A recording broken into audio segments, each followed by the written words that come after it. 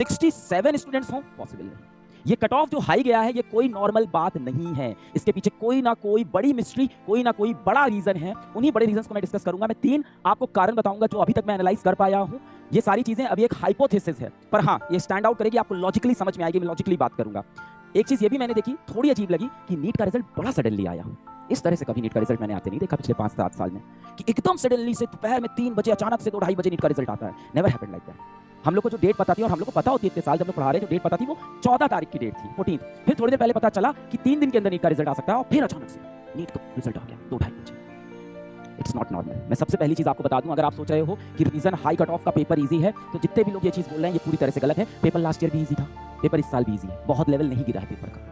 इतना लेवल नहीं गिरा है पेपर का कि 67 स्टूडेंट्स के 720 आ जाए। इतना लेवल नहीं गिरा है पेपर का कि 650 नंबर पे 30,000 रैंक बने। इतना लेवल नहीं गिरा है। आज 650 नंबर लाने वाला बच्चा गवर्नमेंट मेडिकल कॉलेज में नहीं जा रहा है। इसके 3 प्रोबेबल रीजन है। मैं शुरू करता हूं। रीजन नंबर 1, ये एक वायरल स्क्रीनशॉट है, हर जगह दिख रहा है, और लोग इस पे शक के बिना भी बता रहे हैं कि ऐसा हो सकता है कि इन सभी के सेंटर साथ में थे, इन सभी के नंबर ज्यादा आए हैं। ऐसा देखो, बच्चों का नाम मैंने काट दिया है क्योंकि बच्चों के लिए हम काम करते हैं, ठीक है? तो बच्चों की इसमें कोई गलती नहीं, आप समझते इसमें खेल गया, बच्चों का कोई मिस्टेक नहीं है। अब ये वायरल स्क्रीनशॉट सबने देखा होगा कि इन सभी बच्चों के जो एनरोलमेंट नंबर है बहुत पास है। जरा ध्यान से देखें एनरोलमेंट नंबर 23070101 23701333। मतलब अगर आप ध्यान से देखो तो शुरुआत पर हाउ टू ना एक कॉमन प्रथा है, भारत में होती रहती है। अब मैं इसमें दादूंगा, पुलिस वालों ने पकड़ लिया था। इसमें एसटीएफ बहुत अच्छा एक्शन लेती है। एसटीएफ इन सब केसेस के ऊपर बहुत स्ट्रॉन्ग एक्शन लेती है। I salute to STF for these cases. दिक्कत ये है, पकड़ने के बाद कोर्ट केसेस, हियरिंग, प्रूफ करना, फिर ये लोग जो ये रैकेट चलाते हैं, they are very powerful people, इनसे लड़ना बहुत डिफिकल्ट हो जाता है। तो ये सारी प्रॉब्लम होती है। क्या ये चीज़ें धीमे धीमे समय के साथ कम हो गई हैं? अब इस लेवल पे नहीं होती जितनी 1990s में होती थी। 90s में बहुत तोड़-फोड़ तरीके से चीज़ें होती थी, अब बहुत कम हो गई है। अब ये चीज़ें होने की प्रोबेबिलिटी थोड़ी कम है। तो ये वाली थ्योरी भी इतनी फिट नहीं बैठी कि इसकी वजह से कट ऑफ हाई गया। हाँ, इसकी वजह से ऑफ कोर्स कुछ लॉस हुआ है, और ये चीज़ इस बार पटना में बोला गया था हुई है। देखिए, आपके पास एक आर्टिकल भी है, दैनिक भास्कर का एक आर्टिकल है, इसके अंदर पूरा सीरीज में बताया है 4 मई को क्या हुआ। परीक्षा माफियाओं ने खेम नीचक में नीट यूजी के करीब 30 अभ्यर्थी को प्रश्न पत्र और उत्तर रटाया। तो 30 बच्चे एक्स्ट्रा हो सकता हो घुस गए हों, पर यहाँ बात 30 की नहीं है ना, यहाँ तो 30,000 है। तो 30 बच्चों के बीच में आने से भी मैं कहता कोई बात नहीं हो रहा है। मैं अपने बच्चे को इस दिन के लिए ट्रेन करता हूँ। मैं जब बैचेस में पढ़ाता हूँ या हमारे टीचर्स पढ़ाते हैं, तो हम इस दिन के लिए ट्रेन करते हैं कि ये सब कांड भी अगर हो रहे हो ना, तो मेरे बच्चे की रैंक ज्यादा नहीं हिलेगी, क्योंकि ये लोग 720 पे तो आ नहीं रहे। तो ठीक है, ये AIR 1 वाले लोग नहीं है। 5 मई को क्या हुआ, शासन पुलिस ने 6 परीक्षा माफिया, 4 अभ्यर्थी और 3 अगुवाई को गिरफ्तार कर केस दर्ज कर लिया। अच्छा, केस दर्ज हुआ है। खेम नीचे स्थित लर्न एंड प्ले स्कूल में छापेमारी कर जिले प्रशासन और अन्य डॉक्यूमेंट जब्त किए। गिरफ्तार 13 आरोपियों को जेल भेज दिया गया। अब जेल क्यों भेजा? अगर कोई भी प्रूफ नहीं थे तो कुछ ना कुछ तो मिला होगा। EU ने शासनिक थाने में दर्ज केस को अपने हाथ में लिया। तो भाई कुछ तो चल रहा था यहाँ पे भी, जिसके ऊपर हो रही होगी query, but this is not something जिसके बारे में हम लोग को बहुत ज़्यादा परेशान होना है। इसके लिए सरकार एक्शन ले रही है, पुलिस एक्शन ले रही है। ये देखिए FIR की कॉपी है। FIR की कॉपी में साफ साफ लिखा है कि लीक पेपर मिला है, यानी जो पेपर आप 5 मई को दे रहे थे वो शायद कुछ लोगों के पास 4 मई को मौजूद था। अब वो कुछ लोग 30 हो सकते हैं, 50 हो सकते हैं, 100 हो सकते हैं, 200 हो सकते हैं, इतने हो सकते हैं। मोटा मोटा बहुत होंगे 500 हो जाएंगे, पर इससे भी मेरी रैंक 30,000 थोड़ी हो जाएगी 650 पे। 650 पे तब भी मेरी रैंक या 15,000 होगी ना। 30,000 होने के लिए ये सबसे नहीं हो सकता। ये सब थ्योरी फेल हो रही है वहां पे।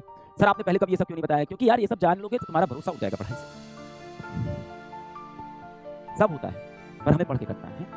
प्रश्न पर यहाँ पे देखो, ये FIR की कॉपी है, एक्चुअल FIR की कॉपी है। ये जी टीवी न्यूज़ चैनल पे दिखाई गई थी FIR copy, exact FIR copy. इसमें लिखा हुआ है प्रश्न पत्र लीक किया गया है। इसमें एग्जैक्ट लिखा है, आप जी टीवी पे चले जाना, सर्च कर लेना पटना नीट पेपर लीक, आपको ये वीडियो मिल जाएगा FIR, और ये लाइन आपको मिल जाएगी, प्रश्न पत्र लीक किया गया है, कंफर्मेशन दिया गया था। ये 3 थ्योरीज हैं, इनमें से कोई भी थ्योरी सच हो सकती है। जो भी हो, लास्ट में परेशान मेरा वही बच्चा है आज, जो बहुत मेहनत से 650 नंबर लेके, 640 नंबर लेके, 630 नंबर लेके जो स्टूडेंट्स बैठे हैं, ये आज उदास हैं, और इनकी उदासी का कारण कहीं ना कहीं ये सिस्टम है। क्या इसका कारण पेपर इजी है? नहीं। हाँ पेपर इजी है, हाँ पेपर इजी है। पेपर को ऑफ कोर्स थोड़ा सा अच्छा कर देना चाहिए, या एक नया सब्जेक्ट ऐड कर दो पेपर में, भाषा ऐड कर दो, एथिक्स ऐड कर दो, IQ ऐड कर दो, कुछ भी ऐड कर दो। ऑफ कोर्स पेपर इजी है, पर पेपर इजी होने से कट ऑफ हाई हुआ है ये नहीं मैं मानता। कोई तो एनॉमली हुई है जो नहीं पता चल रही है, कुछ तो ऐसा हुआ है जो नहीं समझ में आ रहा है। आज तक वालों से आज इंटरव्यू था, मैंने आज तक पे भी यही मुद्दा रेस किया। अभी शाम में भी शायद मैं न्यूज़ चैनल वालों से मिलूंगा, मैं यही मुद्दा रेस करूंगा कि कुछ तो ऐसा हुआ है जो नॉर्मल नहीं है। हाँ, अब इसके बाद अगर फिलोसफिकल बात करूं तो नंबर ऑफ सीट्स बहुत कम है, ये तो एक प्रॉब्लम है। मान लेते हैं कि पेपर इजी था, मान लेते हैं कि ये कट ऑफ, एक बार मान लेते हैं, अपने सालों साल का सारा एक्सपीरियंस छोड़ के एक बार मान लेता हूँ कि सब सच है और यही हुआ है, और 650 नंबर पर खराब रैंक आई है क्योंकि बहुत से बच्चे बहुत अच्छी पढ़ाई किए थे इस साल। तो फिर यार नंबर ऑफ कॉलेजेस बढ़ा। आज मेरे से मीडिया वाले आए थे, तो आपने भी देखा होगा, मैं एक शॉर्ट भी अपलोड हुआ है, अभी आप देखिएगा, अभी आज तक वाले भी आए थे, बहुत मीडिया वाले आए थे। तो आज जब वो सवाल पूछ रहे थे, मैंने यही कहा, मेरे पास कम से कम 2 लाख बच्चा ऐसा तैयार है जो डॉक्टर बनने के लिए एलिजिबल है। क्या आपके पास 2 लाख सीट्स हैं? नहीं है। तो प्रॉब्लम है कि जिस स्पीड में नंबर ऑफ एस्पिरेंट बढ़ रहे हैं, जिस तरह से हमें मेडिकल फैसिलिटी की नीड है भारत के अंदर, उस तरह से मेडिकल कॉलेज उस स्पीड में नहीं बढ़ रहे हैं। शायद बढ़ रहे हैं, पर उस स्पीड में नहीं बढ़ रहे हैं। तो एक प्रॉब्लम बड़ी है। आपको पता है आपको आज बहुत बड़ी इनजस्टिस लग रही है कि हमारे साथ बहुत गलत हुआ है, हमें ऐसा फील हो रहा है। मैं आपको एक चीज़ बताऊं, कभी इनसे मिलिएगा बेटा, कभी इनसे पूछिएगा दर्द क्या होता है, कभी इनसे पूछिएगा। सब्जेक्टिव पेपर मेंस का मेरी कॉपी कोई चेक कर रहा है, बगल वाली कॉपी कोई चेक कर रहा है, सब्जेक्टिव में मार्क्स सबके अलग अलग। और अगर मैंने प्री मेंस सब निकाल लिया, ऑब्जेक्टिव पेपर सब्जेक्टिव पेपर सब निकाल लिया, तो एक इंटरव्यू है कि उस दिन जाके मेरी पर्सनैलिटी कैसी लगती है इस बेसिस में सेलेक्ट होगा। लोग अपने जीवन के 10-10 साल वेस्ट कर देते हैं, 8-8 साल वेस्ट कर देते हैं यूपीएससी की परीक्षा में। पर जो पॉइंट है, ये बच्चा फिर भी 22 साल का होता है, ग्रेजुएशन किया हुआ, नीट का एस्पिरेंट 17-18 साल का बच्चा, 18 साल का बच्चा, 18 साल का बच्चा ये सब चीज़ें बर्दाश्त नहीं कर पाता।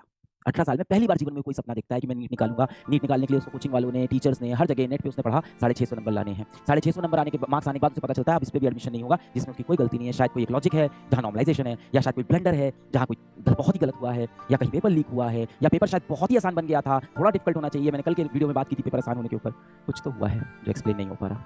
I am with you, I am raising the concern again and again with media houses, with the government, with NTA. मैं लगातार रेस कर रहा हूँ, कोशिश करते हैं, मैं ट्विटर पे भी इसको रेस करूंगा, वीडियो के नीचे हम लोग कमेंट करेंगे, एक अपील करते हैं कि हमें नॉर्मलाइजेशन कहाँ हुआ है ये बताइए और मेथोडोलॉजी बताइए। मुझे इससे मेथोडोलॉजी नहीं जानना, मुझे ये भी जानना है किन किन सेंटर्स पे नॉर्मलाइजेशन हुआ है, कितने बच्चों के मार्क्स पे नॉर्मलाइजेशन हुआ है, मुझे एब्सोल्यूट नंबर जानना है। And I have the right to know कि कितने बच्चों पे नॉर्मलाइजेशन हुआ है। अगर वो भी ठीक आता है और नीट का पेपर आसान होता है, तो भी मैं आपसे रिक्वेस्ट करूंगा कि आप पेपर थोड़ा सा सही करिए।